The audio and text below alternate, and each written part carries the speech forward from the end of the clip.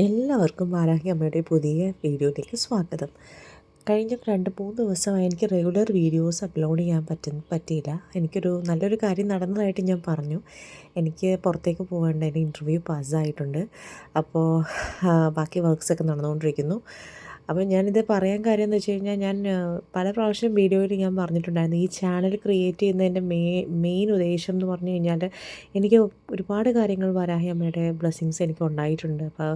അപ്പോൾ അത് എനിക്ക് 4 പേരോട് ഷെയർ ചെയ്യണം എന്നുള്ള കാര്യം, അവർക്കും അതുപോലെ അവരൊക്കെ നന്നായിക്കോട്ടെ എന്ന് വിചാരിച്ചിട്ട് മാത്രമാണ് കേട്ടോ.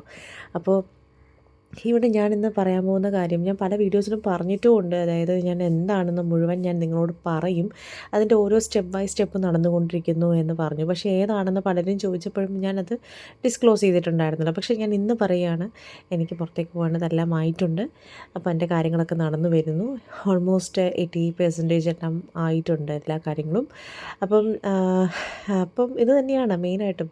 അതായത് നമ്മുടെ ഓരോ കാര്യങ്ങളും, ഇപ്പോൾ എൻ്റെ ഫാമിലിയിലെ പ്രോബ്ലംസ് അല്ലെങ്കിൽ ഫാമിലി പ്രോബ്ലംസ് അല്ലെങ്കിൽ പല രീതിയിലുള്ള അസുഖങ്ങളും കാര്യങ്ങളും ഒക്കെ എൻ്റെ വീട്ടിലുകാർ ഉണ്ടാവുമ്പോഴും നമ്മളെ പിടിച്ചു നിർത്തുന്നത്, അല്ലെങ്കിൽ നമ്മുടെ ആ ഒരു അസുഖത്തിൽ നിന്നുമൊക്കെ നമ്മളെ രക്ഷപ്പെടുത്താനായിട്ട് സഹായിക്കുന്നത് എനിക്ക് തോന്നുന്നു വാരാഹി അമ്മയുടെ ആ ഒരു ബ്ലെസ്സിങ്സ് കൊണ്ട് തന്നെയാണ് കേട്ടോ. അപ്പോൾ നമ്മൾ വിളിച്ചാൽ വിളിപ്പുറത്തുണ്ടമ്മ എന്നുള്ളതിന് ഉദാഹരണമാണിത്. എൻ്റെ കാര്യം തന്നെയാണ് ഉദാഹരണം. പല പല അനുഭവങ്ങളുണ്ട്. ഒരുപാടൊക്കെ ഞാൻ ഇതിൽ ഷെയർ ചെയ്തിട്ടുണ്ട്. പല പ്രീവിയസ് വീഡിയോസ് എടുത്ത് നോക്കിയാൽ മനസ്സിലാവും. അപ്പോൾ ഇത് മാത്രം ഞാൻ നിങ്ങളോട് പറയുകയാണ്, നമ്മൾ മനസ്സിലൊരു വിശ്വാസം ഉണ്ടെന്നുണ്ടെങ്കിൽ ഉറപ്പായിട്ടും നമ്മൾ വിചാരിക്കുന്ന കാര്യം സാധിച്ചിരിക്കും. നല്ല ശുദ്ധ മനസ്സോടുകൂടി നമ്മളൊരു കാര്യം അപ്രോച്ച് ചെയ്യുകയാണെന്നുണ്ടെങ്കിൽ ദേവിയുടെ സഹായത്തോടു കൂടി അത് നടന്നിരിക്കും. പക്ഷേ മറ്റുള്ളവരെ ദ്രോഹിച്ചോ അല്ലെങ്കിൽ മറ്റുള്ളവരെ ഉപദ്രവിച്ചിട്ടോ നമ്മളൊരു കാര്യം നേടിയെടുക്കാനായിട്ട് പ്രാർത്ഥിച്ചാൽ നിങ്ങൾക്ക് തന്നെ തിരിച്ചടി കിട്ടും. അതുകൊണ്ട് അങ്ങനെയുള്ള കാര്യങ്ങളൊന്നും ചെയ്യരുത് കേട്ടോ. അങ്ങനെ ആരും ചെയ്യില്ല, പക്ഷേ ചെയ്യുന്നവരുണ്ടാവും. അത്രയും കെൽപ്പുള്ള അല്ലെങ്കിൽ അത്രയും ബോൾഡായിട്ടുള്ള ആളുകളുണ്ടാവും. എന്തും എഴുതി എന്തും ഫലിപ്പിച്ച് നമുക്ക് ദേവി എന്നെ അനുഗ്രഹിക്കുമെന്ന് പറഞ്ഞിട്ട്. അതൊന്നും അല്ല. ശത്രുക്കളെ തീരെ ദൈവങ്ങൾക്ക് ഇഷ്ടമല്ല, അസുരന്മാരെ ഇഷ്ടമല്ല. അതുപോലെ തന്നെയാണ്.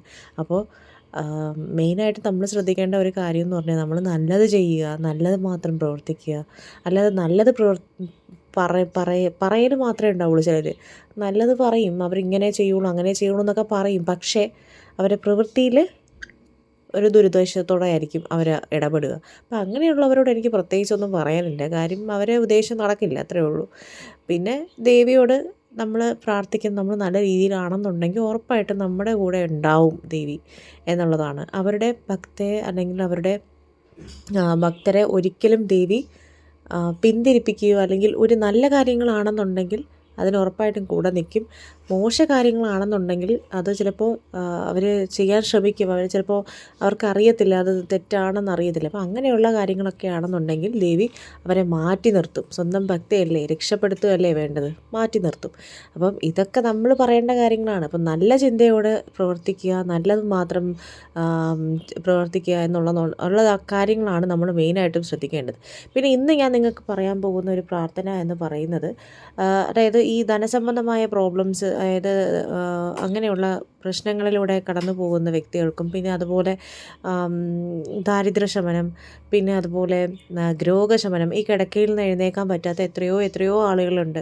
അപ്പോൾ അവർക്കൊക്കെ ഈ ഒരു മന്ത്രം വളരെ ഉപകാരപ്പെടും.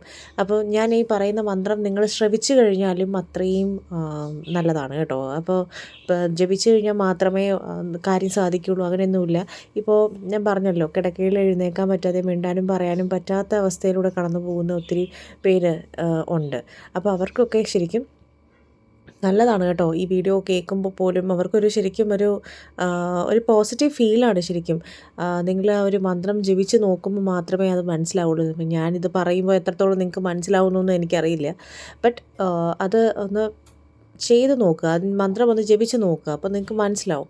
അപ്പോൾ അത് കിടക്കയിലുള്ളവർ അല്ലെങ്കിൽ അവർക്ക് പ്രത്യേകിച്ച് എന്തെങ്കിലും പ്രോബ്ലംസ് ഉണ്ടെന്നുണ്ടെങ്കിൽ, അല്ലെങ്കിൽ മിണ്ടാനോ പറയാനോ പറ്റാത്തവരാണെന്നുണ്ടെങ്കിൽ ഈ ഒരു വീഡിയോ നിങ്ങൾ ശ്രവിച്ചാലും നല്ലതാണ് കേട്ടോ.